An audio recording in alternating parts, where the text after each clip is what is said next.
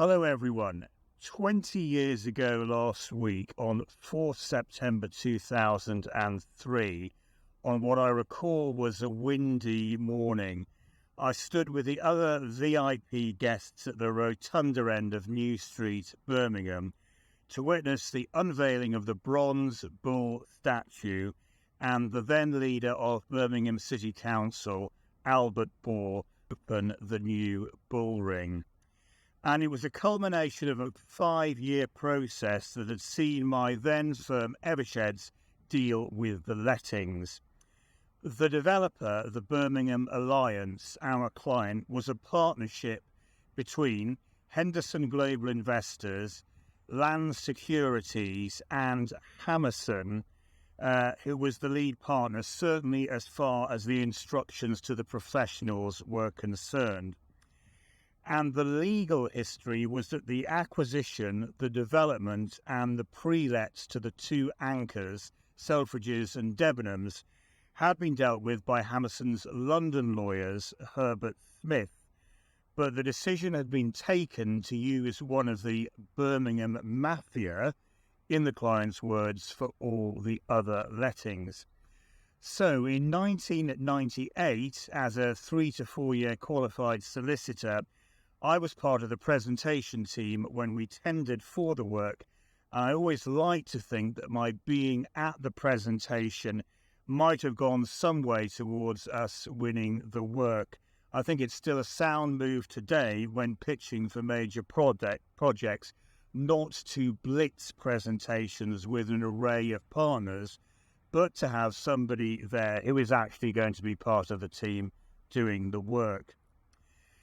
And using the work that the firm had recently done on Birmingham's mailbox high-end retail development as a precedent, we threw a team of 6 at the lettings, 6 guys. We'd probably be a bit more diverse now. Palm Singh as project manager, and on the lettings, Gurjit Atwell and David Jones, who still remain at Eversheds, Toby Askin, Richard Osborne and myself, who are now all property partners elsewhere. We were all fairly junior lawyers then, 4 out of 5 of us below partner level. Toby and David only recently qualified, and it was a great project for a young lawyer to be involved in, and great experience. My involvement was to handle the various variations that we needed to the pre-let with Selfridges, to deal with some of the lettings of larger units such as to Gap, H&M, Borders Books and Music, remember them, to do my fair share of the smaller units, and to update weekly the progress report, which was a pretty intense task as the legal update meetings moved to weekly in the months before the centre opened. We worked very hard, but we played very hard with Hammerson as well, who were a great client with some very fun people.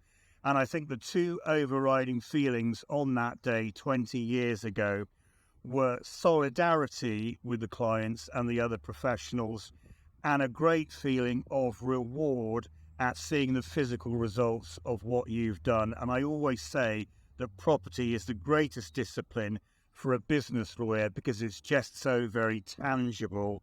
The impact of the work you do is so visible.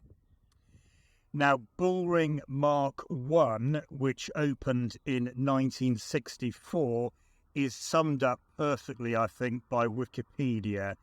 At the time of its opening, it was considered the height of modernity, but it did not age well and soon became generally regarded as an unfortunate example of 1960s brutalist architecture, with its boxy grey concrete design and its isolation within ring roads connected only by pedestrian subways. It was, by the 1980s, much disliked by the public and contributed to the popular conception that Birmingham was a concrete jungle of shopping centres and motorways. Bullring 2, which was designed mainly by Benoit, with Future Systems designing the then, still now, very futuristic, certainly iconic Selfridges building, and with its two mouths connected underground but separated overground by the central space that leads down to the beautiful St Martin's Church, which underwent a huge facelift as part of the development, having been covered in black gunk for many years. Bullring 2 still stands up very well, I think, 20 years on. Now connected to and integrated with the more recent Grand Central retail development, it's still one of the jewels in the crown of the extraordinary regeneration of Birmingham city centre that's been ongoing since the 1990s and which continues as the city phases into its city centre master plan for the next 20 years, called the Big City Plan. We in the Midlands do have our own capital city that we can be really proud of now, I think. Thank you very much. I'll see you all again in 2 weeks' time.